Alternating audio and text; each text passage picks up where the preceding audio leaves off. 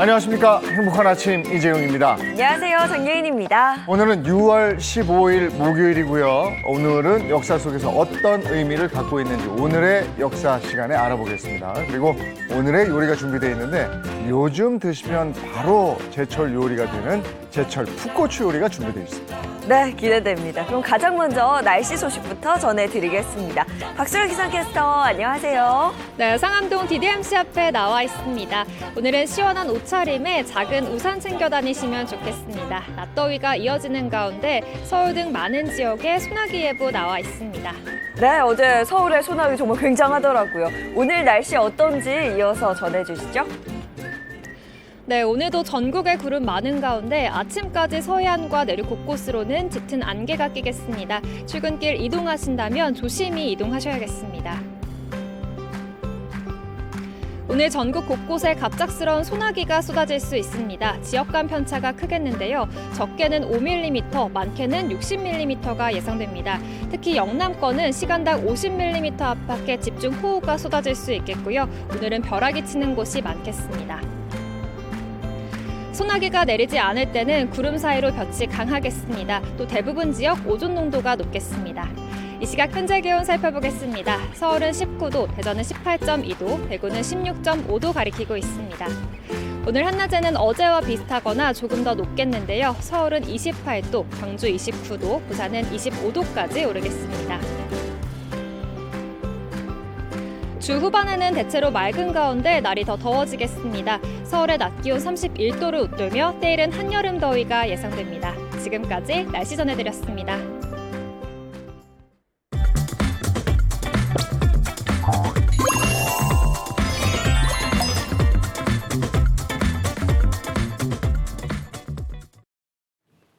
네, 화제 이슈를 발빠르게 전해드리는 모닝 브리핑 순서입니다. 장윤미 변호사와 함께합니다. 어서 오세요. 네, 안녕하세요. 네, 첫 번째 이슈부터 전해주시죠. 네, 첫 번째 이슈 요양병원 환자 입속에서 발견된 구더기 논란입니다. 요양병원에서 입원한 환자의 입 안에서 여러 마리의 구더기가 발견된 것으로 드러나 논란이 되고 있는데요. 뺑소니 교통사고를 당해 전북 지역의 한 요양병원에 입원해 계신 83살 아버지를 돌봐온 딸 김 씨. 지난달 아버지의 입속에서 꿈틀대는 하얀색 벌레를 발견했다고 합니다. 자세히 살펴보니까요. 1에서 1.5cm 정도의 구더기 여러 마리였다고 하는데요. 놀란 딸이 고무장갑을 끼고 급하게 3마리의 구더기를 꺼냈다고 합니다. 그리고 김 씨는 간호사에게 도움을 요청해 흡입기를 동원했고 아버지의 목구멍 안쪽에까지 숨어있던 구더기까지 모두 제거를 했다고 하는데요. 김 씨는 그 당시에 너무 놀라고 좀 징그러워서 입속에서 구더기를 라텍스 장갑을 낀 손가락으로 제거를 했다고 밝히기도 했습니다. 그러면서 간호사에게 어떻게 이런 일이 발생할 수가 있느냐라고 문의를 했더니요. 아버님께서 입을 벌리고 있어서 아마 파리가 입안에 알을 깐 것 같다. 전에도 이런 일이 있었다라면서 대수롭지 않은 듯 답했다고 전하기도 했습니다.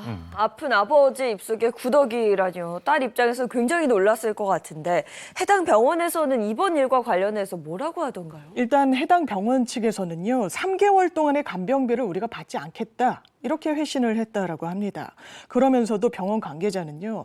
이게 우리가 의도적으로 일으킨 일이 아니기도 하고 치료 과정에서 과실 없이 일어났던 미흡함 정도에 불과하다. 문제될 것이 없다. 이런 취지로 가족들에게 이야기를 한 것으로 전해지기도 했는데요. 결국 그 딸인 김 씨는 아버지를 지난 7일 병원에서 옮긴 것으로 알려졌습니다. 근데 병원에서 얘기한 것처럼 실제로 이 환자 입속에 이렇게 구더기가 나오고 이게 가능한가요? 그렇다고 합니다. 예, 김 씨의 아버지가 겪은 증상을 구강 구더기증으로 지금 추정이 되고 있는데요. 드문 질환이긴 하지만 그동안 국내에서도 여러 차례 발견이 된 상황입니다. 인체 내 구더기증은 대부분 파리가 피부에 상처 안에 알을 낳으면서 발생하게 되는데요. 김 씨 아버지 같은 경우에는 교통사고로 의식이 없는 상태에서 장기간 입을 벌린 채 거동을 하지 못하자 파리가 입 안으로 들어가 알을 낳은 것으로 추정이 되고 있습니다. 실제로 이와 비슷한 사례 국내에서 여러 번 확인된 적이 있는데요. 지난 2014년에는 치매를 앓고 있던 82살 할머니 코 안에서 구더기 수십 마리가 발견된 적이 있고요. 2020년도에도 교통사고로 혼수 상태가 된 할머니 입속에서 구더기 28마리가 발견돼 학계에 보고된 바가 있습니다. 아유, 어쨌든 병원에서는 여러 명의 환자 중에 한 명의 환자지만 네. 이 환자 보호자, 특히 가족, 자식, 뭐 부모가 보기에는 한 명뿐인 거잖아요. 그럼요. 예, 좀 살뜰히 보살펴 주셨으면 좋겠고, 아니 보호자 얼마나 놀랐겠습니까? 네. 네, 다음 이슈 전해주시죠. 네, 다음 이슈 캠핑장에 장기 설치된 알박기 텐트 훼손 사건입니다. 무료 캠핑장에 설치된 알박기 텐트가 훼손되는 사건이 발생해 경찰이 수사에 나섰는데요. 어제 청도경찰서에 따르면 지난 1일 오후에서 2일 새벽을 전후해 운문댐 근처 캠핑장에 장기간 설치돼 있던 텐트 20여 개가 예리한 도구에 찢긴 채 발견이 됐습니다. 당시 다행히도 텐트 안에는 사람이 없었던 것으로 전해지고 있는데 경찰은 장기로 캠핑장을 차지하고 있는 텐트에 불만을 품고 누군가 범행을 저질렀다고 추정하고 수사 중입니다. 이 사건은 지난 5일 한 포털 사이트 카페에 운문댐 닌자 출몰이라는 제목의 게시글을 통해 알려지게 됐는데요. 이 게시물 작성자는 예리한 도구로 훼손된 텐트 8개의 사진과 함께 알박기 텐트들 지금 박살이 났다, 속이 다 시원하다. 아무 생각 없이 찢은 게 아니라 다시는 고칠 수 없도록 섬세하게 찢은 모습이 마치 닌자의 칼부림 같다 이렇게 적기도 했습니다. 그러고는 누군가 부랴부랴 달려가서 청테이프로 보수를 하는 모습도 보았다고 적었는데요. 그런데 공개된 다른 사진들을 보면 찢긴 부분을 테이프로 붙여 보수한 텐트도 여전히 자리를 지키고 있는 것으로 보입니다. 이 타인의 재물을 함부로 망가뜨린 사건임에도 불구하고 해당 사건이 전해지자 누리꾼들의 반응은 이렇습니다. 속 시원하다, 고소하다 이런 네. 분위기예요. 그렇습니다. 이 알박기 텐트들은요, 화장실과 수도 시설이 가까운 곳 등 좋은 자리를 빼앗기지 않기 위해 장시간 한 자리에 쳐놓은 경우들이 상당히 많습니다. 바닷가나 노지 등 무료로 캠핑이 가능한 곳에서 자주 발생하는 문제이기도 한데요. 그동안 관련법 미비로 좋은 자리에 텐트 알박기를 한 뒤에 필요할 때마다 가끔씩 들러서 야영을 즐기고 가는 얌체 이용자들로 인해서 선량한 이용자들의 원성이 잦아있습니다. 이렇다 보니 운문댐 닌자 출몰 소식에 알박기 캠핑족 이번 기회에 없어져야 한다. 닌자가 아니라 홍길동이다. 오히려 상을 줘야 한다. 이렇게 속이 시원하다는 누리꾼들 반응이 이어졌습니다. 아니, 어쨌든 다른 사람의 재산을 훼손한 거니까 저건 잘했다고 할 수가 없죠. 그런데 네. 저게 알박기 텐트 저도 알아요. 그 좋은 자리에 이렇게 해놔요. 오. 근데 그거 정말 안 좋거든요. 네. 그리고 저렇게 장기간 장박하는 텐트들은요, 장박하는 캠핑촌이 있어요. 그럼 거기에 돈을 내시면 장박을 할 수 있어요. 그런 곳을 이용하셔야지 저렇게 공공장소에 저러시면 안 되죠. 자, 다음 이슈 전해주시죠. 네, 세 번째 이슈 중국인 비하 발언에 범죄 저지른 중국인들입니다. 최근 한중 관계 경색으로 중국 내 반한 기류가 커지고 있는 가운데요. 중국인 비하 발언을 접하고 폭력으로 대응한 국내 체류 중국인들의 잇따라 실형이 선고됐습니다.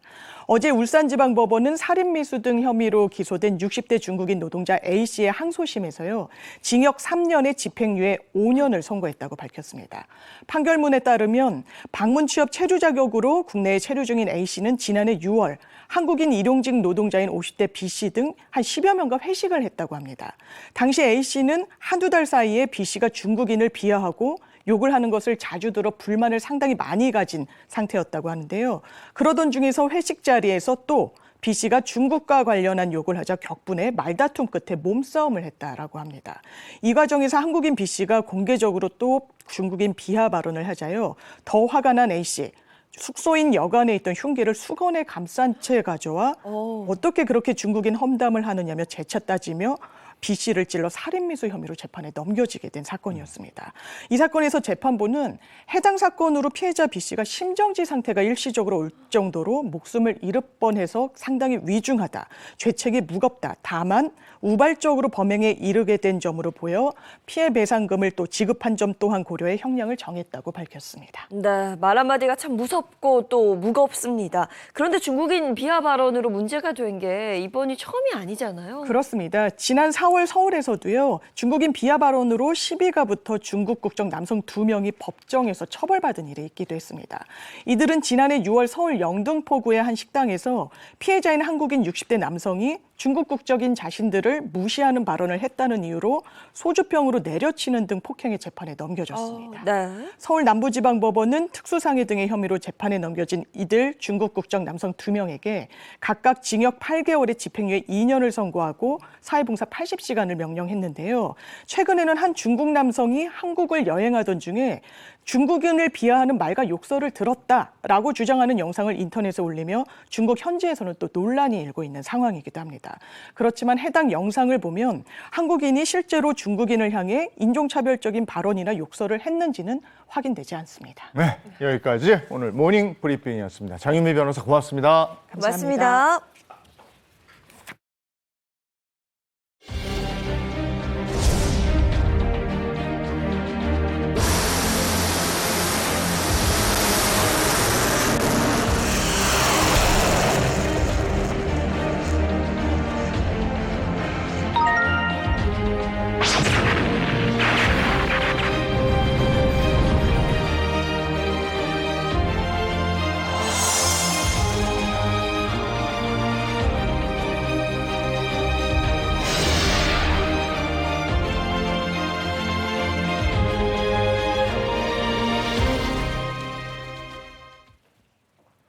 오늘은 역사 속에서 어떤 의미를 갖는 날일까요?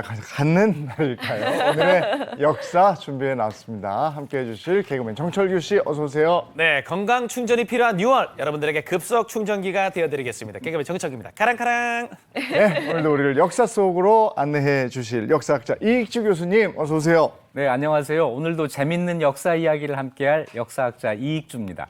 예, 오늘은 먼저 언제로 돌아갈까요? 1645년 음력 4월 26일로 갑니다. 어떤 얘기 해주시겠습니까? 네, 6월 14일이 음력으로 4월 26일이었죠. 1645년 음력 4월 26일은 인조의 맏아들이자 조선의 왕세자 소현세자가 세상을 떠난 날입니다. 이때 나이가 34살밖에 되지 않았어요. 젊은 세자의 죽음. 그런데 여기 더해서 독살이라고 하는 소문이 있어서 세간에 관심을 끕니다. 최근에 영화도 만들어졌어요. 예. 올빼미라는 영화였는데요. 네, 네. 여기 보면 유해진 씨가 인조 역으로, 그리고 김성철 씨가 소현세자 역으로, 그리고 제가 좋아하는 유준열 씨가 가공의 의사 역할로 나와서 네. 아주 열연을 펼쳤죠. 네. 이게 영화로 만들어질 정도인데 과연 독살이 맞다면 누가 소현세자를 죽였는가? 누구였을까요? 네, 근데 저는 사실 소현세자는 이름을 많이 들어보지는 못했거든요. 네. 특히나 뭐 영화 올빼미를 못 봤다면 정말 모를 것 같은데 아는 사람들이 많이 있을까요? 많이 알죠. 소현세자는 인조의 맏아들입니다. 근데 인조가 누구냐면 인조 반정 아시죠? 네. 인조 반정으로 광해군을 몰아내고 왕이 된 임금입니다. 그런데 재위 중에 고난이 많았어요. 특히 병자호란을 당해서 남한산성에 갇혀 있다가 성 밖에 나가서 청나라 황제 홍타이즈에게 절을 하면서 항복을 했던 바로 그 국왕입니다. 소현세자의 비극도 이 패배와 연결이 돼 있어요. 소현세자는 태어났을 때는 아버지가 왕이 아니었는데 인조반정으로 아버지가 왕이 되면서 자동적으로 세자가 된 인물입니다. 13살 때 세자가 됐는데 병자호란 때 조선이 항복하면서 청나라에서 요구한 조건이 있었어요. 그게 뭐냐면 왕의 아들 2명을 청나라로 인질로 보내라라는 거였습니다. 네. 그래서 맏아들 소현세자와 동생 복림대군 둘이 청나라로 끌려가서 청나라 수도였던 심양에 살게 됩니다. 이때 소현세자 나이가 26살. 이미 결혼을 했어요. 부인 세자빈 강씨는 한 살 많은 27살이었습니다. 네, 인조가 굴욕적인 항복을 했고 또 왕자들까지 인질로 잡혔으니 당시 이제 조선에서는 청나라에 대한 적개심이 대단했을 것 같은데요. 네, 패배 때문에도 그렇고 청나라를 만든 여진족에 대해서 조선 사람들이 평소에 한 수 위라고 생각을 하고 있었거든요. 평소 업신여기던 이 여진족이 갑자기 커져서 나라를 만들고 조선을 항복시키다니 이래서 아주 자존심에 커다란 상처를 입게 됩니다.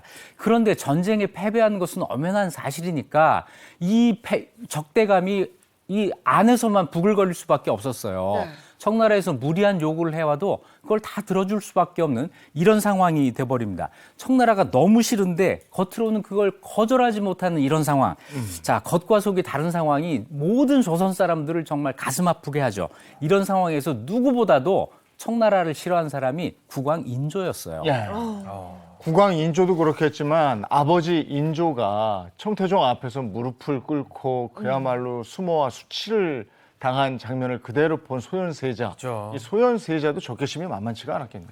그러면 아버지에 대한 복수도 있고 또 조선 백성들에 대한 복수 이것도 생각을 했겠죠. 20대 젊은 세자가 당연히 그런 생각을 했을 텐데 청나라에 끌려가 살면서 상황이 조금씩 달라지기 시작합니다. 청나라에 가 있으면서 조선에서는 몰랐던 새로운 세상을 보게 된 거예요. 매일 청나라 관리를 만나고 때로는 청나라 황제도 직접 만나고 이러면서 청나라 국력이 우리가 생각하는 것과 다르게 굉장히 강하구나.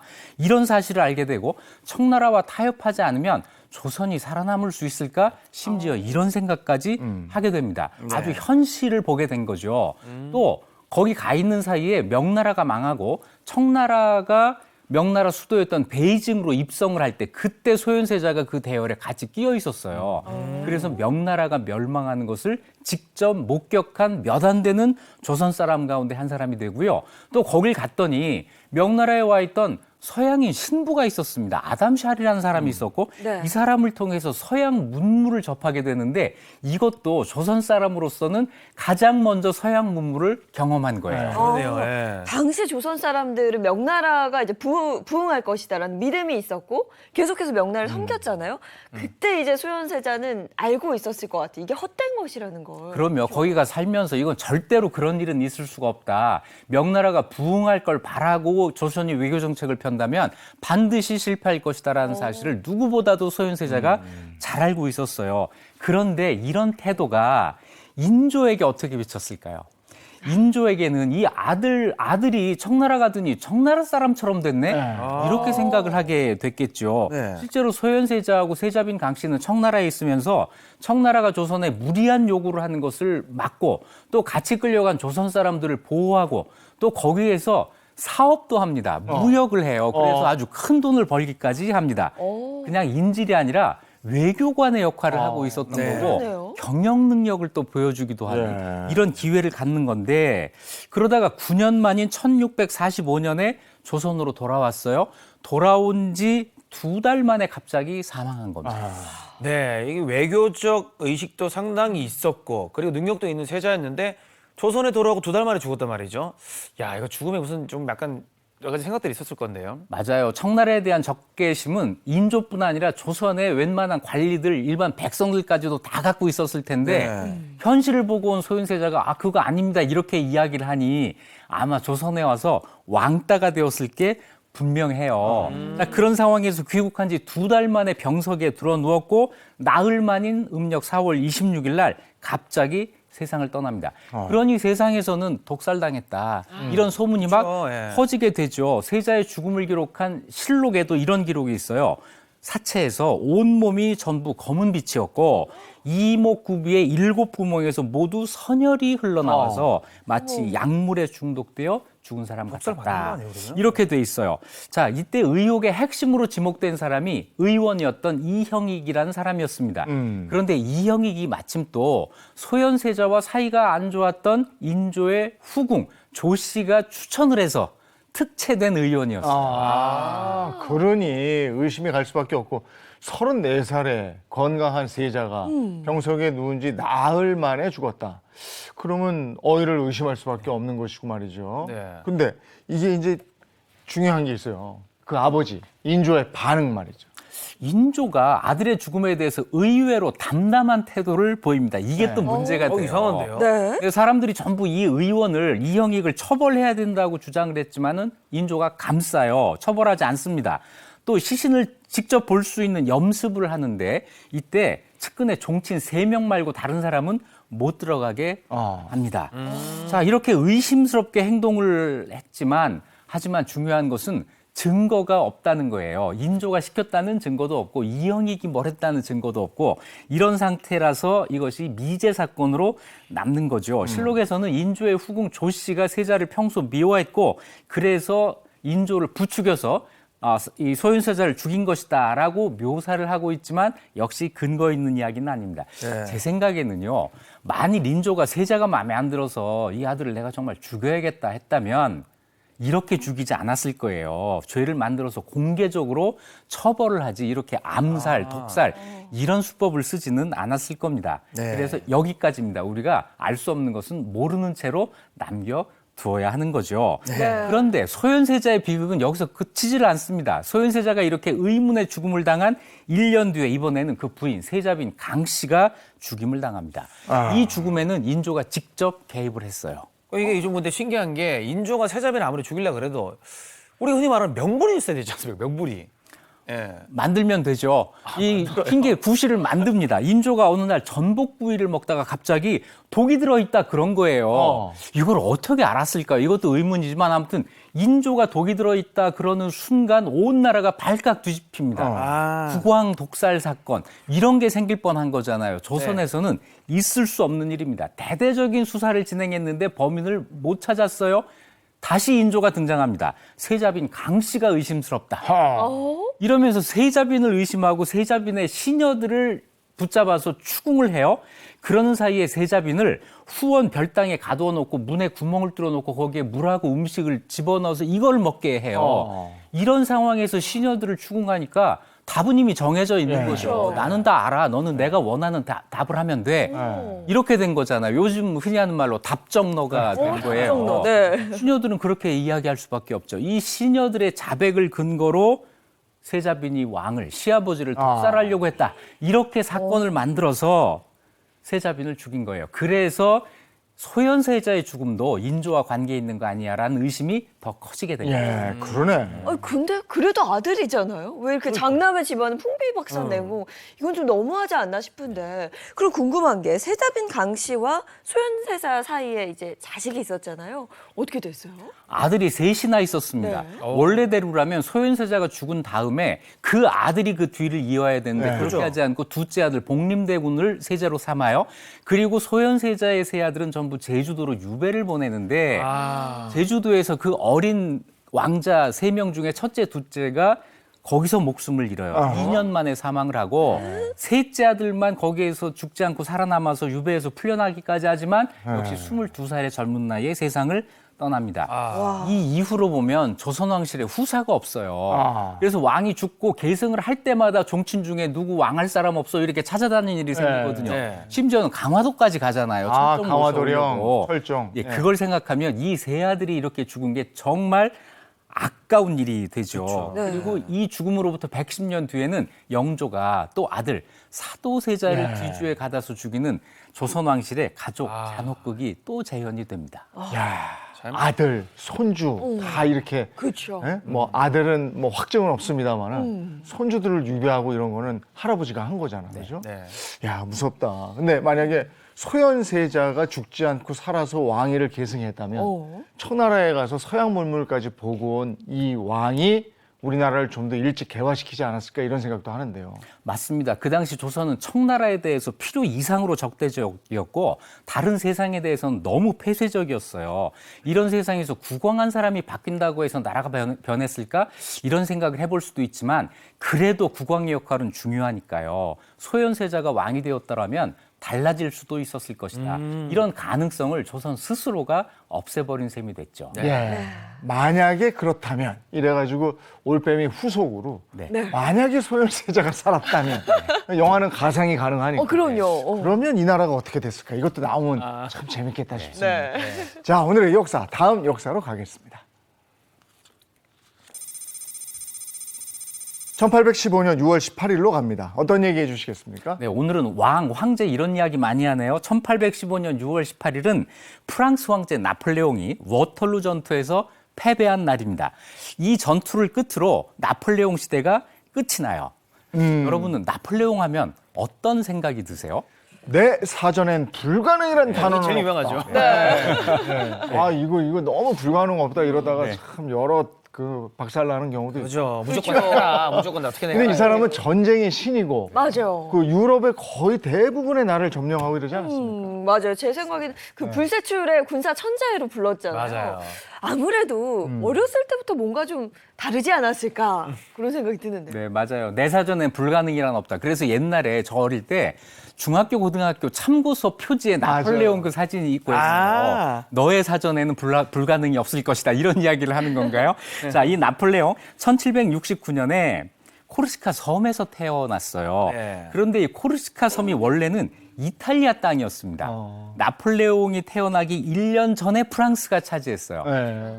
무슨 얘기냐면 나폴레옹이 자칫하면 이탈리아 사람이 그러네. 될 뻔했다는 거죠. 이 섬에 살다가 10살 때 프랑스 본토로 들어가는데 코르시카 섬에 사투리만 썼다고 해요. 그래서 프랑스의 그 어린 학생들이 나폴레옹을 시골뜨기라고 쫀뜨기라고 애들이니까. 놀렸다고 합니다. 나는 나폴레옹이요.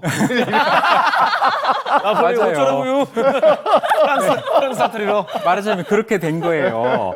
실제로 나폴레옹이 머리가 절대로 나쁜 사람이 아닌데 네. 평생 프랑스 철자법에 서툴렀다고 해요.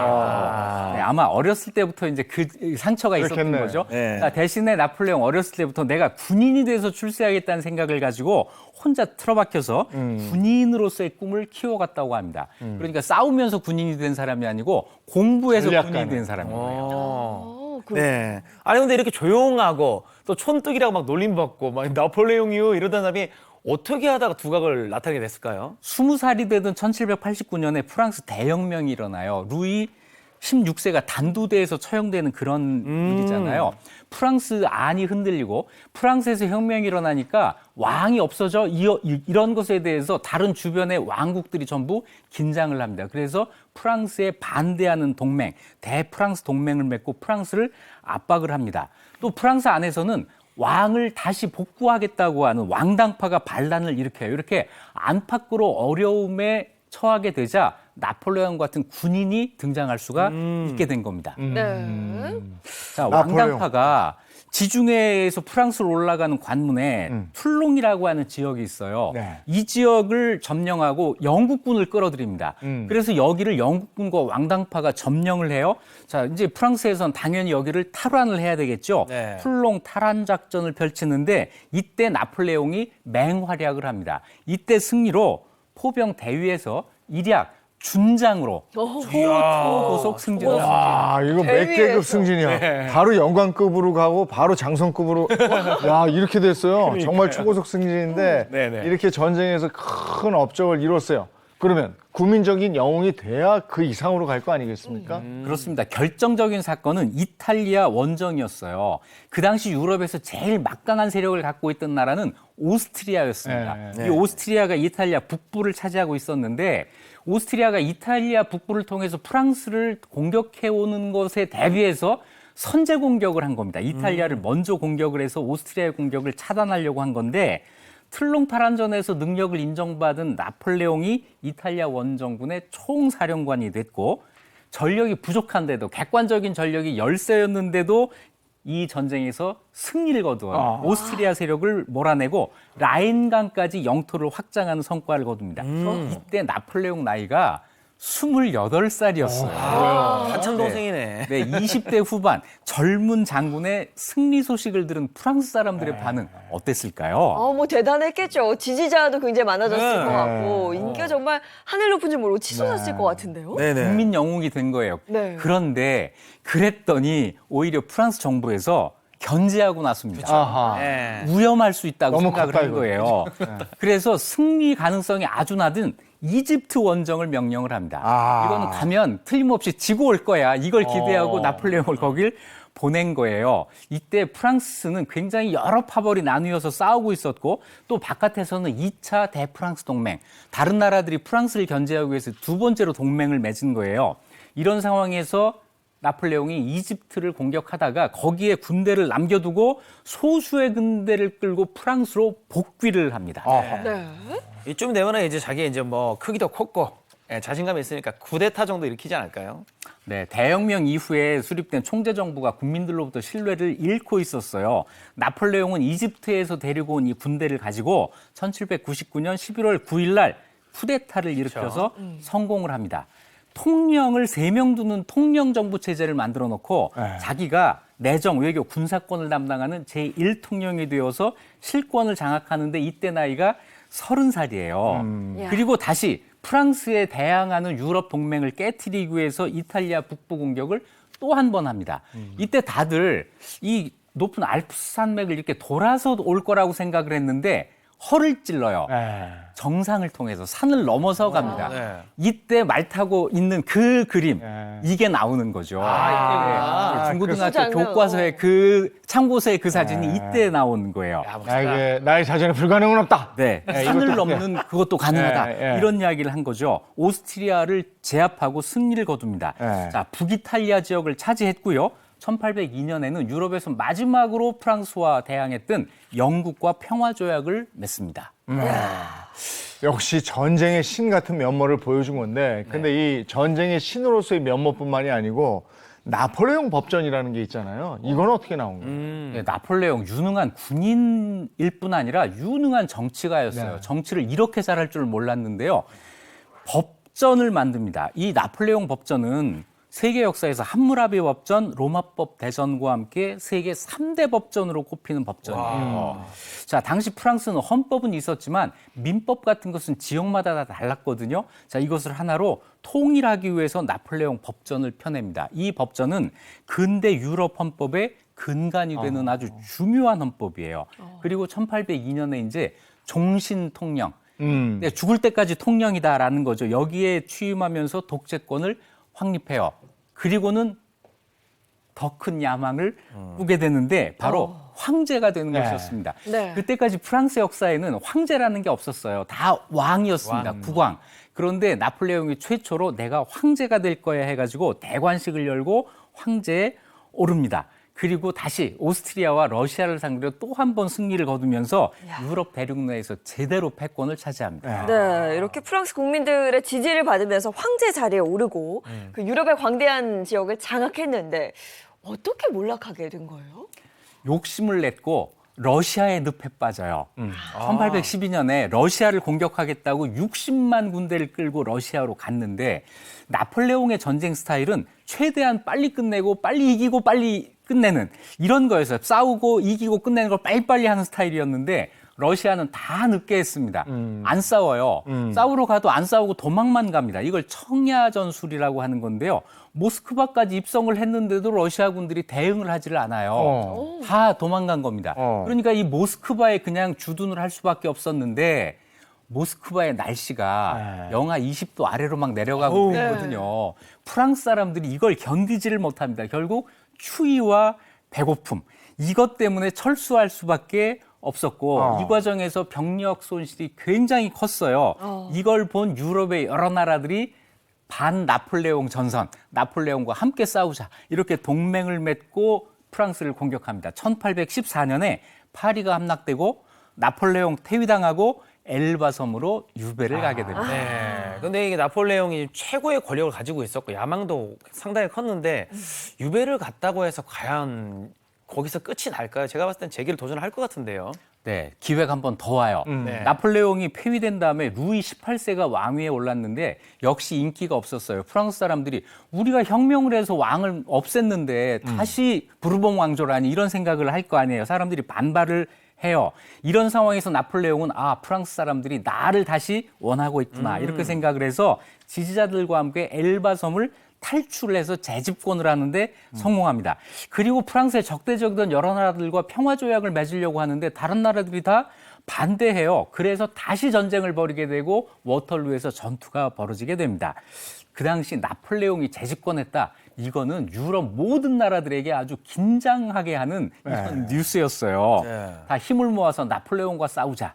워털루 전투에서 나폴레옹이 이기기가 굉장히 어려웠겠죠. 그래서 재기한 지 100일 만에 다시 패배하게 됩니다. 그래서 100일천하라는 말이 나오게 되는 거죠. 워털루 전투에서만 이겼다면 나폴레옹은 다시 재집권할 수 있었던 건데 워털루 전투로 몰락하게 되는군요. 네, 맞습니다. 자, 그래서 이 전투에서 패배하고 유배를 가는데 이때는 남대서양 한가운데 있는 세인트 헬레나 섬이라고 하는 아주 외딴 섬으로 유배를 가요. 여기에서 6년을 살다가 위암으로 초라한 죽음을 맞게 됩니다. 자, 이렇게 해서 유럽에 충격을 던져줬던 나폴레옹 시대가 끝이 납니다. 그 유해는 20년이 지난 후에야 프랑스로 돌아올 수 있었다고. 그렇군요. 네. 아이고, 하여간 어쨌든 치열하게 산 사람 나폴레옹의 얘기였습니다. 자, 다음 역사로 가보겠습니다.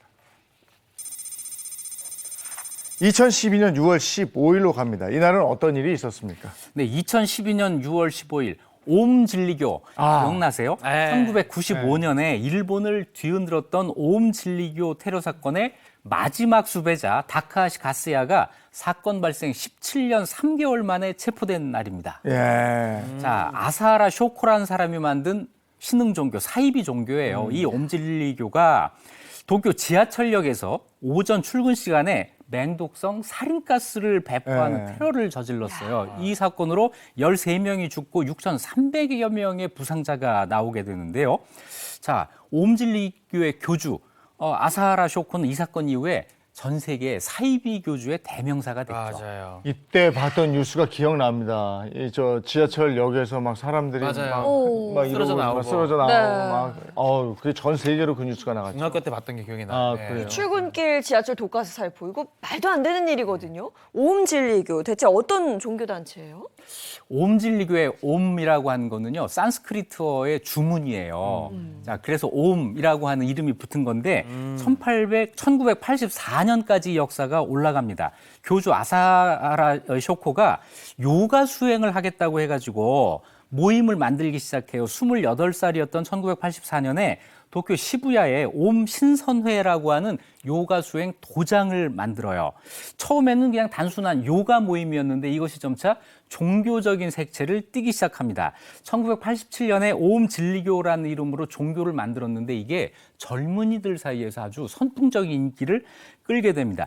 그 당시가 언제냐면 일본의 버블 경제가 절정에 달았다가 갑자기 꺼지는 시기예요. 그러니까 젊은이들이 이런 그 환상에 빠져들 이런 위험성이 있었던 때죠. 네. 자, 아사하라 쇼코 자기가 스스로 해탈의 경지에 올라서 초능력을 가진 영적 지도자다 이렇게 소개를 하고 심지어는 이 사람과 만났다는 것을 가지고 홍보에 활용을 하는데 이 사람 만났다는 이 사람 누굴까요?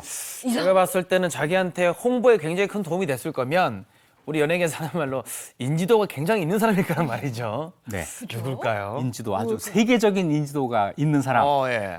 티베트의 정신적인 지도자 달라이 라마였습니다. 와, 라마. 네. 야, 이거 대단한데. 네, 달라이 라마를 만나서 만난 그 사진, 대화한 모습을 사진 찍고 비디오로 만들어서 이걸 쫙 뿌리는 거예요. 그러면서 달라이 라마가 자기한테 일본에서 진정한 불도를 펼치세요라고 전했다면서 옴진리교를 선전하는데 활용을 했습니다. 이야. 그런데 사실 달라이 라마는 부처의 가르침을 곡해하지 말고 올바르게 알려라라고 부탁을 했다는 거예요. 그렇죠. 네. 옴진리교를 지지한 게 아니었는데 그랬다고 선전을 한 거죠. 신도들은 달라이 라마도 우리 옴진리교가 옳다라고 인정했다 이렇게 이야기를 한 거예요. 옴진리교 신자가 10,000명, 전국에 24개 지부와 도장, 그리고 심지어는 모스크바를 비롯해서 해외 지부가 4곳이 만들어지는 신흥 종교 세력으로 급성장을 합니다. 자, 신도들에게 아주 신적인 존재로 알려진 이 아사하라 교주, 이런 그 포교를 하는데 굉장히 도움이 된 사진 한 장이 있어요. 같이 보시죠. 네. 저 뭡니까? 아, 이거 공중부양한 거. 이게 뭐예요? 그래요. 이걸로 이제 홍보해. 자기는 공중부양한 이 거. 얘기예요? 표정은 공중부양 한 것 같긴 해요. 우리나라에서도 있죠. 공중부양한다. 그렇죠? 네. 네. 저거 떠 있는 거예요. 저 한 잡지에 실린 사진인데요. 수많은 신도들이 이 사진을 보고 아 역시 영적 존재야 이렇게 믿은 거예요. 그것이 이제 이 사람에 대한 숭배로 이어진 거죠. 하지만 양반다리를 가부좌를 튼 상태에서 몸을 움츠렸다 펴는 연습을 하면 저게 가능하다고 해요. 실제로 옴진리교 반대 운동을 한 일본 변호사가 있습니다. 타키모토 타로라는 사람인데 이 사람이 내가 더 잘할 수 있어 해가지고 한 사진을 또 올렸어요. 그 사진도 한번 보시죠. 이 사람이 자세가 더 좋은데요. 그 자세가 더 안정적이고. 이 연습하면 된다는 걸 이게 네, 보여주는 거죠. 변호사도 대단하네. 그 훈련을 통해서 저게 가능하다는 걸 보여준 거 아니에요. 그렇죠. 그러니까 공중부양이 별것이 아니었다라고 하는 거죠. 그런데 역시 사이비 종교가 하는 모든 일을 다 합니다. 자, 교단 내 와서 단체 생활을 해야 된다. 가족과 연락을 끊어야 된다. 그러면서 가진 재산 전부 교단에 기증해야 된다. 다 이렇게 하잖아요. 그리고 교단 안에다가 과학기술청, 자치성 이런 기구까지 뒀어요. 그리고 살인가스 만들고 레이저 무기 만들고 세균 무기 만들고 심지어는 핵무기를 살려고까지 했다는 거예요. 야, 일반 사람들이 보면 그야말로 사이비 종교죠. 종교인데 네. 그 반대 세력도 많았을 텐데 이거 없애야 된다. 네, 일본 안에서도 이거 반대한 사람들이 많았습니다. 대표적인 사람이 아까 그 공중부양한 그 네. 변호사도 변호사도 있고 인권 변호사 사카모토 츠츠미라고 하는 사람도 있는데요. 이 사람이 이제 이 실종 사건 변호를 맡으면서 옴질교를 알게 돼요. 그러면서 방송 인터뷰를 통해서 옴질교의 실체를 드러내고 폭로하는데 1989년에 이 가족이 부인과 1살짜리 아들이 실종되는 사건이 벌어지고 얼마 뒤에 살해당한 아이고. 일이 벌어집니다. 이 교주가 신도들을 시켜서 살해하고 어머. 시신을 각각 드럼통에 넣어서 세 곳에 외딴 식으로 아이고. 안매장을 네. 진짜? 이건 뭐 단순히 그냥 사이비 종교 단체가 아니라 그냥 자신들을 위협하면 제거해버리는. 그러니까요. 그렇죠. 무시무시한 곳이. 범죄 집단이죠, 이건 뭐. 예. 이런 식으로 세력을 확장하면서 뭔가 꿈꿨던 게 있었나 봐요. 정부 전복까지 생각을 했습니다. 야. 아사라 쇼코가 내가 일본 왕이 될 거야. 이런 생각까지 한 거예요. 처음에는 진리당이라는 정당 만들어서 총선에 참여했는데 전부 낙선을 했거든요. 이러면서 제도 안에서는 안 되겠구나. 내가 뭔가 폭력적으로 이걸 해야 되겠구나 해가지고 이런 살인 범죄를 저지르게 된 겁니다. 네. 자, 도쿄 지하철 사건 이전에도 비슷한 사건이 있었어요. 살인가스 살포로 8명이 사망한 이런 사건이 있었는데 이거를 제대로 수사를 하지를 않았던 거예요. 자, 그래서 1995년 3월 20일 오전 8시 출근 시간에 도쿄역 지하철역에 이걸 퍼뜨리게 되는데 자, 13명 사망, 6,300명이 눈하고 코에서 피를 흘리면서 사망한 일이 벌어집니다. 그래서 이제 간부와 신도들이 살인 미수 혐의로 기소가 되죠. 네. 그 이후에 관계자들이 거의 다 잡혔는데 마지막 도주자가 있었다고요? 네, 마지막으로 다카하시 가스야라는 사람이 안 잡혀요. 현상금이 1,000만 엔까지 걸려 있는데도 안 잡힙니다. 자, 가명으로 취직해서 생활을 했던 거예요. 그러다가 2012년 6월 15일 날 도쿄의 한 만화 카페에서 종업원이 다카시 같은 사람 있다고 하는 신고를 하고 그래서 출동한 경찰이 결국 이걸 잡게 되는 거죠. 네. 자, 나는 차를 운전만 했다. 간부 지시로 범행을 저지른 거다. 이렇게 해서 재판 끝에 무기징역으로 판결을 받습니다. 네, 이 사건 발생 17년 만에 관련자 전원이 체포됐습니다. 사형이 집행됐나요? 네, 사건 발생 23년 만에 네. 2018년에 교주를 비롯한 7명이 사형이 집행이 됩니다. 그래서 왕이 되어서 세상을 지배하겠다고 하는 아사하라 교주의 헛된 왕국이 붕괴가 되죠. 자, 이런 사이비 종교 다시는 있어서는 안 되겠습니다. 근데 아직도 이런 사이비 종교들이 있고 그걸 믿는 사람들이 있고 이렇단 말이에요. 자, 다음 역사로 가보겠습니다. 2010년 6월 13일로 갑니다. 이날은 어떤 일이 있었습니까? 이날은 장정구 선수 아시죠? 네. 아, 예. 선수 장정구 선수가 짱구. 세계 프로복싱 명예전당에 오르는 쾌거를 이룬 날입니다. 와. 자, 명예전당 아시아 선수로는 3번째, 한국 선수로는 최초로 오른 그런 아주 좋은 일이었죠. 네. 우리가 이제 명예전당은 정말 대단한 거고 1970년, 80년 이때에는 정말 다들 복싱을 보면서 열광하고 나의 피로를 거기서 좀 쏟아내고 맞아요. 이랬단 말이에요. 가족들이 다 같이 봤어요. 네, 특히 장정구 선수의 인기는 정말 대단했죠. 네. 네. 부산에서 1963년에 태어났는데요. 네. 어렸을 때 주먹이 셌다고 해요. 김현치라는 선수 있습니다. 김현치 선수가 경기하는 걸 보고 나도 선수가 돼야지. 이 경기에서 김현치 선수가 지는데 그래도 끝까지 싸우는 걸 보고 복수의 꿈을 키웠다고 해요. 그래서 이제 14살 때부터 아마추어 선수가 되어서 여러 선수권에 나가는데 고등학교를 안 갔거든요. 이 고등학교 학력이 없다는 이유로 여러 가지 부당한 그 대우를 받게 되니까 바로 프로로 전향을 합니다. 네, 장정구 선수 경기 정말 대단하죠. 승부, 군성 뭐 장난이 아닌데 맞아요. 결국 세계 챔피언이 되는 거잖아요. 네, 1982년 9월에 첫 번째 도전을 하는데 여기에서는 패배해요. 네. 져요. 그런데 이 패배가 정말 보약이 돼가지고 이 이후 장기 챔피언이 될 수 있는 네. 어떤 경험을 이때 쌓게 됩니다. 자, 첫 번째 실패한 다음에 6개월 뒤에 다시 맞붙은 사파타라고 하는 챔피언에게서 3회 TK 우승을 거두고 챔피언에 야. 오릅니다. 한국의 세계 챔피언 도전 성공. 이게 얼마 만이었어요? 그때까지 11번 계속 실패하고 있었어요. 12번째 만에 장정우 선수가 챔피언이 된 거라서 그때 국민들이 굉장히 기뻐했죠. 나라의 경사네요. 이러면서 짱구 시대라고 하는 게 열리게 됩니다. 그 가운데 그 이후에 15번 방어를 하는데요. 15차 방어전이 정말 전설의 경기예요. 일본 선수 오하시 히데유키 선수하고 경기를 했는데 이 오하시 선수 일본에서는 100년 만에 한 번 나올 만한 천재 복서다 이랬거든요. 그런데 이 오하시 선수를 8회 TK로 물리치고 이야, 챔피언을 방어합니다. 아, 소름 돋는다. 야, 대단한 어, 거죠. 잠깐 볼수 있을까요? 명경기 한번 볼까요? 야, 이 장면입니다. 장정우 선수가 기억하시는 계속 분들 있는 많으실 거죠? 와. 네. 거예요. 야, 아이고 신경전 장난 아니다. 신경전이 지금 뭐. 네. 네. 저 때만 해도 일본한테 지면 안 될 때잖아요. 네. 야, 어우. 저 힘 보세요. 와. 와. 네, 진짜 3회전만 해도 죽을 찰지게 맛인데. 때린다. 찰지게 때려 진짜. 자, 휘청거립니다. 일본 선수가 휘청거리는 거죠, 지금. 아이고 말린다 심판이. 자, 이겼어요. 아. 장정구 빠른 선수 챔피언이 됩니다. 우와. 정말 대단한 거죠. 네. 야, 진짜 죽을 듯이 열심히 싸우는 정말 명경기였죠. 열심히 싸웠습니다. 네. 이 세계 챔피언을 15차까지 방어하는 거는 결코 쉬운 일이 아닌데요. 그걸 해냈고요. 은퇴한 다음에 2000년에 WBC가 선정한 20세기 위대한 복서 25명 여기에 선정되고 2010년 오늘 이야기하는 세계 국제 복싱 명예전당에 헌액이 됩니다. 지금 프로권투 인기가 예전만 못한데요. 네. 자, 다시 한번 부활하기를 기대하겠습니다. 예, 오늘 유익한 역사 이야기 들려주신 이익주 교수님 고맙습니다. 감사합니다. 고맙습니다.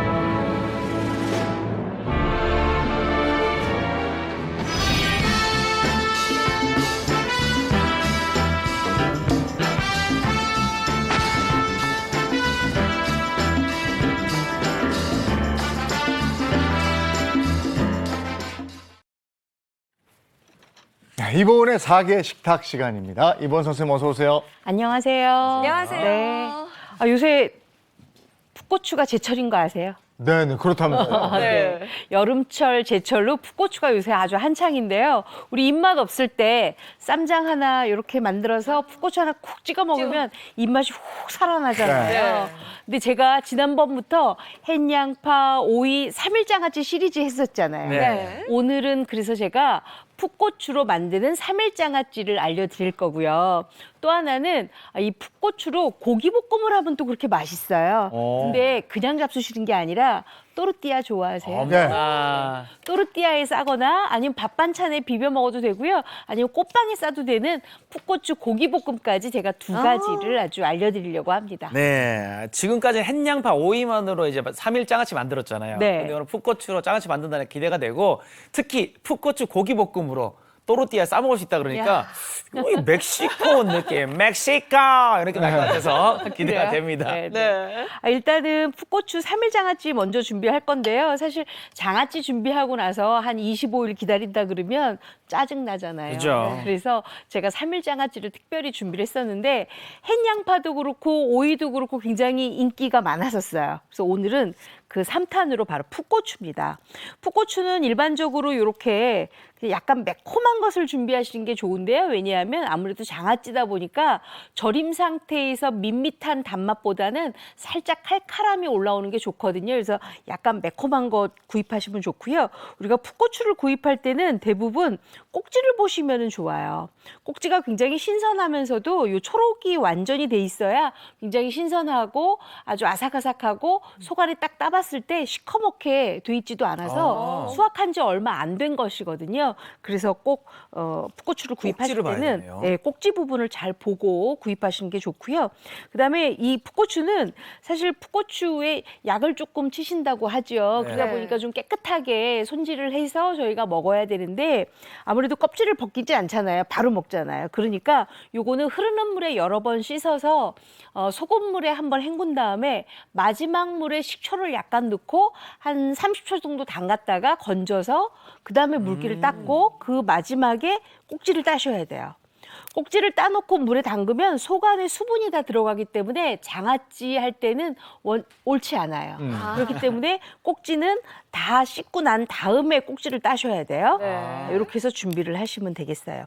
근데 풋고추 이렇게 청색만 준비하니까 약간 좀 심심해요. 그쵸. 그래서 홍고추도 이렇게 같이 저희가 준비를 해서 꼭지 네. 따서 요거 같이 썰어서 준비를 하겠습니다. 홍고수니까 이쁘네요. 네. 그죠. 자, 제가 미리 이렇게 조금 좀 썰어 왔는데 이 써실 때는요, 우리가 보통 이제 반 갈라서 씨를 빼고 쓰잖아요. 네. 근데 요 풋고추 3일 장아찌는 요 안에 씨와 씨방이 조금 있어야 단맛이 많이 납니다. 그래서 끝쪽에 있는 것만 이렇게 살짝 버려버리고요. 요거를 얇게 이렇게 썰어주세요. 어슷하게 어서 썰어야 썰고 되네요. 씨를 안 빼고. 네. 네. 저는 이렇게 어슷하게 썰는데 우리 예인 씨 같은 경우에는 예쁘니까 이렇게 동그랗게 썰어도 괜찮아요. 아, 그래요? 예쁘면 그렇게 해도 되는 겁니까? 네. 그럼 선생님 저는 어떻게 썰까요? 그냥 어슷하게 썰어요. 야. 자, 이렇게 왜 제가 이렇게 어슷하게 써냐면요. 네. 이렇게 어슷하게 썰어야 매운맛이 없고 이 고추의 과육이 절임장에 충분하게 적셔지기 때문에 우리가 장아찌로서의 그 임무를 다할 수가 있거든요. 네. 그래서 꼭 이렇게 어슷하게 썰어서 준비하라는 거예요. 네. 철규 씨가 미워서 하는 얘기가 아니었어요. 또 이렇게 또 끝에 그죠? 부분 네. 이렇게 놓고 요것도 이렇게 어슷하게 썰어주세요. 너무 두껍게 썰면은 3일 장아찌니까 아무래도 절임장이 배이는 게 좀 시간이 걸리겠죠. 네. 얄푼얄푼하게 써는 게 훨씬 더 좋습니다.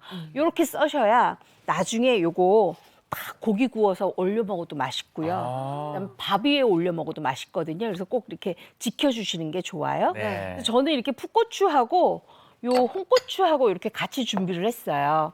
그리고 이 고추장아찌에는 우리가 맵고 칼칼한 맛과 단맛이 있긴 하나 약간 깊은 맛이 조금 덜해요. 그렇죠? 네. 그래서 3일 장아찌기 때문에 깊은 맛을 주려면 바로 요걸 넣으셔야 돼요. 바로 통후추입니다. 홍고추. 통후추 10알에서 20알 정도 준비를 해서 요걸 세 가지를 다 넣으셔야 풋고추 3일 장아찌가 굉장히 맛있고 우리가 입안에서 굉장히 단맛과 칼칼한 맛이 같이 올라오기 때문에 장아찌가 제 역할을 하는 거죠. 약간 맛을 잡아주는 그런 느낌인가요? 그렇죠. 자, 그랬으면 이제 꿀병을 하나 준비하세요. 제가 왜 3일 장아찌에 이렇게 이거 많이 좀 준비를 하지 왜 3일 장아찌인데 꿀병 하나밖에 준비를 안 하냐면 요거는 3일 정도 숙성해서 한 일주일 정도 드시고 또 3일 정도 또 만들었다 일주일 정도 드시는 게 가장 좋아요. 요거 하나 만들어서 한 6개월 가지 마시고 그래서 딱 요만큼씩만 하시는 게 가장 좋습니다. 네. 그래서 제가 일부러 이렇게 준비했어요. 그랬으면 이 꿀병은 열탕 소독을 해주세요. 이 열탕 소독은 어떻게 하냐면 끓는 물을 팔팔팔 끓여요. 그리고 난 다음에 깨끗하게 씻은 꿀병을 불을 끈 상태에서 놓으세요. 그러면 안에 증기가 올라가겠죠? 네. 그러고 나서 나중에 행주로 받쳐서 이렇게 놓고 그냥 그대로 증기가 또 날아가도록 식혀주세요. 이러면 열탕 소독이 되거든요. 이렇게 열탕 소독이 돼야지만 3일 장아찌라 하더라도 우리가 날씨가 요새 덥잖아요. 네. 하얗게 골마지가 끼지 않고 네네. 깨끗하게 드실 수가 있고 또 이렇게 열탕 소독을 해야지만 3일 장아찌의 작물이 변하지 않고 맛이 그대로 있어요. 네. 그래서 그 작물은 다음에 다른 것도 쓰셔도 되니까 꼭 그렇게 잊지 마세요. 네. 자, 그랬으면 이제 담습니다. 이렇게 담아주세요. 근데 아무래도 약간의 매운맛이 좀 있잖아요. 그러다 보니까 꼭 이렇게 장갑을 끼고 하셔야 돼요. 맨손으로 하시면 큰일 나요. 네. 자, 그리고 빨간 고추도 조금 이렇게 넣어주세요. 네. 그리고 여기 통후추도 조금 몇 개 넣어주세요. 그리고 또 넣어요. 반 정도 넣고. 반 정도 넣고 네. 빨간 거 넣고 다시 반 넣고. 네. 예. 이렇게 넣어주세요. 보기만 해도 그 네. 신선함이 느껴지지 네, 그리고 요거 또 위에 만들어 빨간 놓잖아요. 고추. 않아요? 네. 냉장고 안에서 요게 하나 있으면 든든해요. 아, 오늘 뭐 해 먹지? 뭐 풋고추장아찌 있으니까 아무거나 뭐 고기라도 구워 먹거나 아니면 생선 살짝 구워서 얹어 먹을까 하셔도 돼요. 맞아. 그래도 비린맛 잡아줄 거 그렇죠. 그렇죠. 이 작물에 콕 찍어서 간장 맞아요. 대신 찍어서 먹어도 되고. 그리고 그 작물은 두부 구워서 제가 지금 두부 찍어 얘기하려 먹어도 했는데. 돼요. 네. 전 찍어 먹어도 맛있고. 맞아. 전 찍어 먹으면 정말 맛있죠. 만두 찍어 먹어도 그렇게 아, 만두도 괜찮다. 네. 자취생들은 계란 비벼 먹을 때도 어. 네. 달걀 후라이 할 때 네. 요 풋고추 국물 조금 넣으셨나요? 아무나 소금보다 더 맛있어요. 뭐 여러 가지 쓰임이 있네. 만능이네요, 네. 만능. 이렇게 해서 올려주세요. 네. 아, 요걸 좀 더 놨으면 좋겠는데 병이 조금 적었어요. 네. 네. 왜냐하면 제가 오늘 만든 풋고추장아찌는 딱 꿀병 하나가 딱 정량이거든요. 네. 이렇게 만드시면 돼요. 자, 그랬으면 이제 요거까지 다 준비가 됐으면 그 다음에는 가장 중요한 게 뭐냐면 바로 작물을 만들어야 되잖아요. 제가 그 전에 했던 해도이나 아니면 그 오이장아찌나 아니면 햇양파는 사실 잘 끓여 붓질 않았었어요. 근데 오늘은 조금 끓여 부어야 되거든요. 요게 지금 다시마 우린물이에요. 네. 그리고 간장이고요. 그다음에 설탕 있고요. 특별히 오늘은 마른 홍고추가 조금 들어갑니다. 이렇게 들어가야 이 풋고추장아찌가 우리가 칼칼하고 맵고 단맛은 나나 깊은 맛이 없다 그랬잖아요. 네. 깊은 맛을 조금 해줘요. 요 마른 홍고추가 요거 넣어주시고요. 그다음에 제가 특별히 레몬도 좀 준비를 했고요. 그리고 요거 준비를 했어요. 사과네요. 네, 사과인데 사과가 조금 갈변될까봐 일부러 제가 이렇게 하는데 사과도 준비했어요. 자, 그랬으면 이제부터는 만드는 순서가 중요합니다. 왜 만드는 순서가 중요하냐면 무조건 다 넣고 끓이는 게 아니라 요걸 꼭 지켜주셔야 돼요. 자, 이제 불을 켰어요. 다시마 우린물을 먼저 넣으세요. 네. 다시마 우린물을 먼저 넣는 이유는 아시죠? 감칠맛을 내기 위해서 다시마 우린물 넣고요. 그다음에 진간장 넣어주세요. 물과 간장의 비율은 어느 정도예요? 다시마 우린물이 이게 한 컵 반 정도 되면은 간장은 한 컵. 만약에 두 컵이다 그러면 한 컵 반. 이렇게 약간 반 컵씩만 덜 넣으시면 돼요, 간장을. 네. 그래야 짜지 않아요. 네. 근데 여기에다가 이제 요거 넣으세요. 마른 홍고추. 아닌가? 홍고추를 이렇게 넣으세요. 씨까지 같이 넣으세요. 그래야 방부 효과가 있어요. 그리고 뭘 하느냐? 설탕을 이제 넣어주세요. 그리고 설탕 넣고 이제 녹여요. 다른 거보다 설탕이 조금 덜 들어갔어요. 네. 왜냐하면 우리가 들어가는 사과나 레몬이 있기 때문에 조금 덜 넣었어요. 네. 그래서 요거를 이제 팔팔팔 끓입니다. 팔팔팔. 네. 팔팔팔 끓이고 난 다음에는 우리가 뭘 하냐 하면 그럼 레몬하고 사과는 여기에 넣어야 될까요? 말아야 될까요? 끓이면서 바로 넣으면 안 될 것 같아요. 뭔가- 왜 안 네. 되죠? 뜨겁기 때문에. 향 이런 네. 것들이 다 좋을 것 같아요. 아, 그래요? 아닌가요? 거의 맞았어요. 오. 80점 정도. 근데 이제 정확하게 제가 설명을 드리면 이렇게 팔팔팔 끓고 있을 때 레몬을 넣게 되면 물론 레몬의 싱그러운 맛은 그대로 살아있긴 하지만 향이 죽어요. 그리고 사과도 팔팔팔 끓을 때 넣으면 단맛은 녹아나지만 이 사과 특유의 그 상큼한 향이라든지 이런 비타민 C가 조금 죽어요. 그렇죠. 그렇기 때문에 요거 팔팔팔 끓이고 나서 불을 꺼요. 불을 꺼요. 네. 불을 끄고 난 다음에 여기 지금 생방송이라 많이 끓일 수가 없어서 할게요.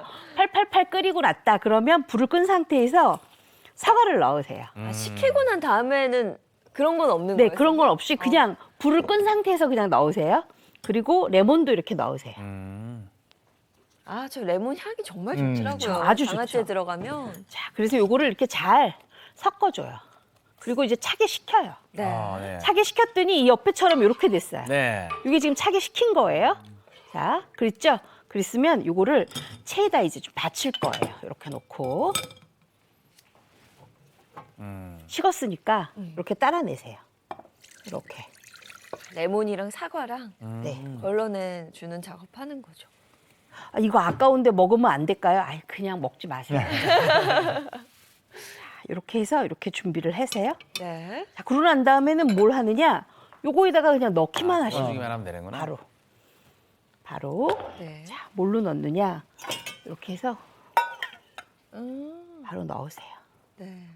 작물은 차게 식힌 마법의 작물이지. 차게 식힌 걸 가지고 넣으셔야 돼요. 네. 자, 그럼 여기에 레몬 향도 있고 사과 향도 있고 아까 제가 설탕은 조금 넣었잖아요. 네. 그리고 간장하고 다시마 오리물을 넣었으니까 이 작물이 얼마나 감칠맛이 있겠어요. 그쵸. 그렇죠? 그럼요. 맛이 깊겠죠. 네. 그런데다가 고추가 3일 정도 우러난 거니까 훨씬 더 작물이 맛있겠죠. 네.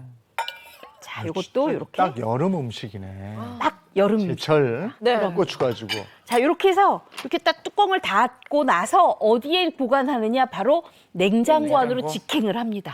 그래서 3일 정도만 숙성을 시키세요. 네. 자, 그래서 3일을 숙성을 시켰어요. 그랬더니 뭐가 났느냐? 이렇게 만들어요. 색이 좀 배었네요. 3일 지나니까. 그렇죠. 진해졌다. 네. 요거 보세요. 어머나. 맛있겠죠? 네. 요거를 이제 여러분들이 잡수시면 되겠습니다. 요게 딱 3일 된 거예요. 네. 제가 앞에 드렸거든요. 네네. 한번 잡숴 보세요. 어머나. 이야, 자. 요거는 진짜 그냥 밥 위에다가 올려서 바로 먹어. 아삭아삭. 3일 됐는데도 선생님 아삭해요. 그렇죠? 당연히 3일 됐으니까 아삭아삭 해야 돼요. 야, 아삭아삭 안 아, 하면 이거 안 진짜 돼요. 전 찍어 먹었으면 진짜 좋겠다. 맛있다. 이게 깊은 맛이 정말 난다는 게 그쵸? 무슨 뜻인지 알 것 같아요. 맞습니다. 그러면서도 양념이 엄청 강하진 않아서 고추의 그 향은 그대로 살아 있으면서도 깊은 맛이 은은하게 싹 배어 올라오네요. 맞습니다. 어제 저녁에 이거 있었으면 어제 우리 집사람이 어디 백화점에서 저녁 시간에 그 세일하는 거 네. 그 전을 사왔는데 야 세상 맛대가리 없는 전을 그 백화점 뭐 하는 겁니까, 선배님? 아 내가 어디라고 말을 할 수 없고 진짜 아, 요게 진짜 근데 요거 있었으면 오, 형수님은 주무시고 계시죠, 지금? 아, 몰라요. 자, 맛있다. 정말 맛있고요. 보통은 이 고추장아찌 먹으면 네. 고추가 좀 질기거든요. 그렇죠. 약간 질기죠. 질긴데 굉장히 아삭해서 씹는 맛도 좋네요. 이거 맨밥에 이렇게 먹어도 되고. 자, 그랬으면 그거 잡수실 때 저는 뭘 하느냐? 바로 풋고추 가지고 다음 요리를 진행을 할게요. 네. 뭐냐? 바로 요거 풋고추입니다. 요거는 아까는 제가 좀 얄푼얄푼하게 썰었잖아요. 이번에는 이 풋고추 가지고 약간의 도톰도톰하게 썰어서 하나를 또 하셔야 돼요. 뭘 하느냐? 이렇게 도톰하게 좀 썰어요. 네네. 이렇게 빨간 고추는 안 들어가고 이렇게 풋고추만 넣어서 이렇게 털으세요. 왜 털어요? 네, 이제는 고기볶음에 들어가야 되니까 씨가 있으면 아까 장아찌에는 씨가 있으면 방부 효과가 있는데 네. 지금은 씨가 있으면 사실 아이들이 이렇게 씨 곤란해잖아요. 그러니까 미리 약간 이렇게 털어주세요. 물론 다 털 수는 없지만 네네. 이렇게 조금만 이렇게 털어주시면 돼요. 어느 정도만. 네, 어느 정도만. 그래서 이렇게 준비를 하시고요. 이거 하나만 더 썰을까요? 이렇게. 아, 풋고추는 정말 오이 같아요. 그렇죠. 그리고 요새는 만약에 이거를 아이들 먹게끔 하고 싶다 그러면 요새는 긴 오이고추가 있더라고요. 그죠, 오이고추 그거는 있잖아요. 약간 매운맛이 거의 없어요. 그러니까 그거 갖고 하셔도 괜찮아요. 이렇게 역시도 씨를 털어서 이렇게 준비를 하세요. 네. 자, 그랬으면 이제 여기에 들어가는 짝꿍들이 있어요. 네. 바로 뭐냐? 요 풋고추하고 요 양파하고 네. 그다음에 요 피망이에요.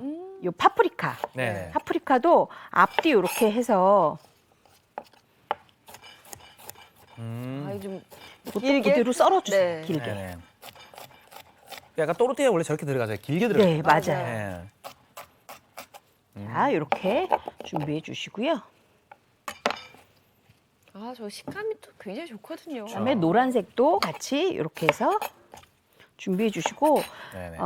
어머님들은 요거 그 나머지 자투리 부분도 다 그냥 쓰셔도 괜찮아요. 네. 이렇게 썰어 주세요. 지금은 방송이니까 네. 맞아요. 네. 예쁜 부분만 쓰겠습니다. 저는 집에서 요거 그냥 다 써요. 아깝잖아요. 자, 요렇게 준비가 됐어요. 자, 그랬으면 요거 청피망도 이렇게 다 준비를 해주세요. 자, 그래서 이제 볶는 것만 남았어요. 네. 근데 볶기 전에 우리가 해야 될 게 있어요. 뭘 하느냐? 바로 요게 다진 소고기잖아요. 네. 다진 소고기에다가 아까 제가 요 풋고추 작물 써야 된다고 말씀드렸죠. 작물로 묻히는구나. 한 큰술만 요다가 집어넣어요. 그죠. 그래야 또 보기에 더 맛있죠. 맞아요. 네. 그래서 요거를 이렇게 잘 섞어요. 아, 저 작물 진짜 감칠맛 덩어리거든요. 그럼요. 고기에도 근데 맛있게 해야 요거 좋아요. 네. 숟가락으로 막 뭉치거나 손으로 하시면 안 돼요. 풀어줘야 맛있거든요. 네네. 요렇게 준비를 하세요. 그래서 그대로 젓가락으로. 볶아버리면 되겠네요. 아유, 바로 볶아요. 맛있겠다. 아, 이거 진짜 맛있겠네요. 고기 굽는 소리는 언제 들어도 진리예요. 네. 아우 좋다. 자, 요렇게 바로 볶고 요거에다가 볶을 때 요 양파도 같이 넣으세요. 네. 그래야 같이 볶을 수가 있어요. 뭐 기름을 두르거나 이런 건 전혀 네, 아니죠? 기름 안 네. 두르고 그냥 고기에서 나오는 기름으로 익히시는 게 훨씬 더 느끼하지 않아서 맛있어요. 네. 아우, 이거 자, 고기가 익은 다음에 고추를 넣어야 돼요. 왜냐하면 고추가 조금 많이 볶아지면 고추가 누렇게 뜨거든요. 네. 그래서 이렇게 볶아주세요. 네.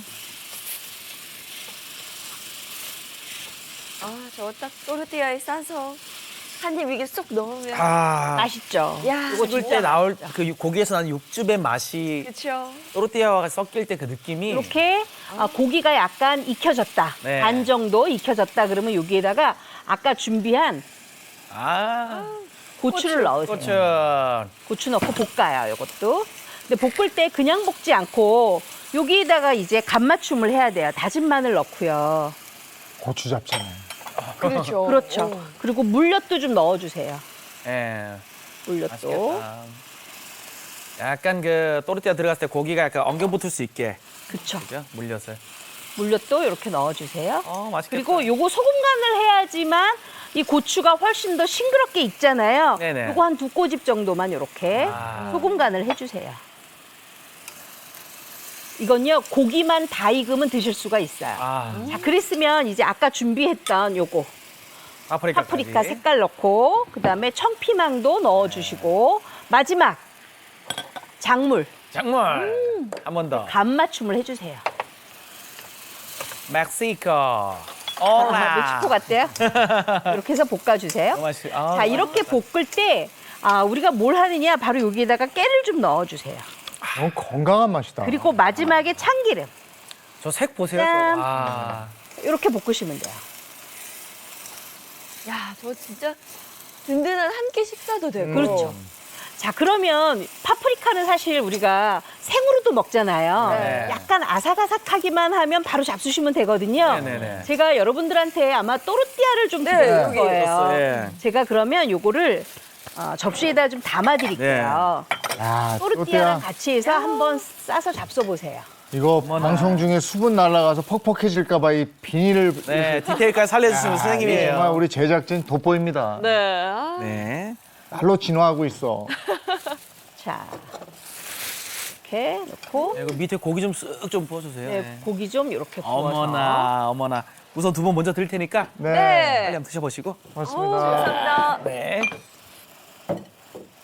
야, 진짜 지금 김이 막 모락모락. 네. 야, 지금 딱 먹어야 돼요. 요거 해서 또르띠아 또르띠아랑 네. 잡숴보세요. 촉한데. 아, 이거는 진짜 젓가락으로 할 게 아니네요. 보자. 위에 고기랑 네. 고추랑 싹 올려가지고. 요거를 만약에 꽃빵이랑 드신다 그러면 고추 잡채처럼 드실 수가 있어요. 그러네요. 집에서는 또르띠아 해 먹는 게 좋겠고. 네, 아유, 합이 너무 잘 맞네요. 잘 맞아요. 볼까요? 그리고 약간 싱겁다 그러면 요걸 찍으면 고추장아찌 돼요. 하나를 딱 올리세요. 야, 이 고기의 향이랑 풋고추의 향이랑 역시 이게 궁합이 잘 맞네요. 네, 맞아요. 궁합이 너무 맛있죠? 잘 맞죠. 이거 주말 특식인데요. 그렇죠. 이번 주말에는 요새 풋고추 가격이 좀 싸더라고요. 많은 분들이 이렇게 해서 잡수시면 굉장히 좋을 것 같아요. 아유. 3일 장아찌도 좀 담아서 고기 구울 때 같이 한번 이렇게 싸서 잡수시는 것도 좋을 것 같고요. 이거 채소 안 먹는 아이들이 같이 이렇게 또르띠아 딱 싸가지고 먹으면 너무 잘 먹을 것 같아요. 장아찌 궁합도 잘 맞는데요, 이것도? 네, 아주 잘 고추는 그냥 늘 장 찍어서 먹었던 거였지. 맞아요. 네. 오늘 풋고추 3일 장아찌하고 풋고추 고기 볶음인데 이번 주말에 한번 꼭 해보시기 바랍니다. 다음 주 뭐가 있어요? 다음 주에는요. 네. 냉동 오징어가 요새 맛이 굉장히 좋아요. 어머나. 근데 금값이라 그래요. 그래서 아주 값싸게 즐기는 냉동 오징어 아주 다양한 변신 기대하셔도 좋습니다. 네. 오늘도 맛있었습니다. 방금 젓가락 들다가 놓으시는 거 봤어요. 다음 주 냉동 오징어도 기대하겠습니다. 네. 네. 고맙습니다. 고맙습니다. 감사합니다. 아유, 어제는 진짜 소나기 제대로 오더라고요. 그러니까 우산 없이 뭐 지나갈 수 있는 그런 소나기가 아닙니다. 오늘도 전국 곳곳에 소나기 예보 있으니까요. 작은 우산 하나 가방 속 꼭 챙기시는 게 좋겠습니다. 좋은 하루 보내시고요. 저희는 내일 아침 7시 30분에 돌아올게요. 행복한 아침, 행복한 하루 되십시오. 고맙습니다. 고맙습니다.